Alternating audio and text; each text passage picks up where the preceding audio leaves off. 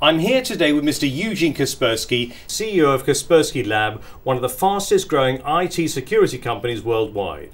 Mr. Kaspersky has a long-standing relationship with ITU and Impact, and Kaspersky Lab are a knowledge partner of the upcoming ITU Telecom World 2012 event taking place in Dubai this October.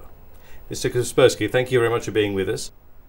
Why are iOS and Android in particular so potentially dangerous? Talking about security for particular operating systems, well, there are two concepts, there are two strategies, closed operating system and open operating system.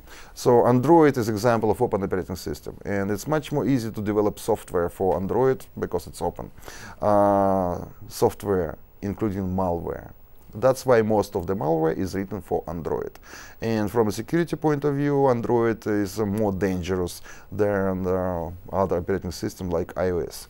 But at the same time, it's very difficult to develop well, complicated software for iOS.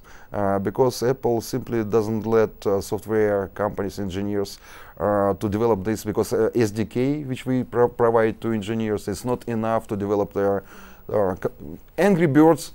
That's okay to do that, it's no problem. But when it comes to their more complicated software, it's simply not possible.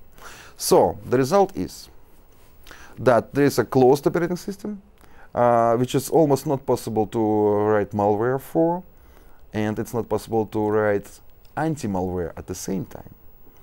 And open operating system, which has it's more easy to develop software for it. As a result, it will be more flexible, and I'm afraid it will dominate the market. Well, I'm not afraid, I'm sure it will dominate the market. But at the same time, cyber criminals feel very comfortable in this operating system. But the worst case scenario is operating systems, they are operating systems. They have vulnerabilities. And, well, of course, iOS has vulnerabilities as well. And the bad guys, they don't need to follow Apple regulation.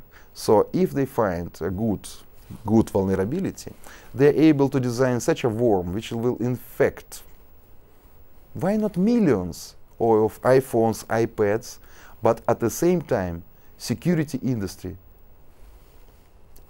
We don't have tools to develop security solution for this platform, because we must follow Apple regulation.